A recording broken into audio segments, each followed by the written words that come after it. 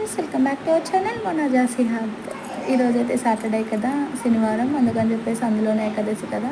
So అమ్మవారికి పిండి ప్రమిదలు దీపారాధన చేద్దామని రెడీ చేసుకున్నాను. బియ్యం పిండిలో కొంచెం ఆవ నెయ్యి వాటర్ వేసేసుకుని ప్రమిదల్లా చేసేసుకుని వాటికి నామాలు బొట్లు పెట్టేసి కొంచెం డైలీ దీపారాధననే అలాగే కొంచెం ఆవు నెయ్యి కూడా కలిపి ఇలా వత్తులు చేసి వేసేసుకుని పూజ చేసుకున్నాను ఫ్రెండ్స్.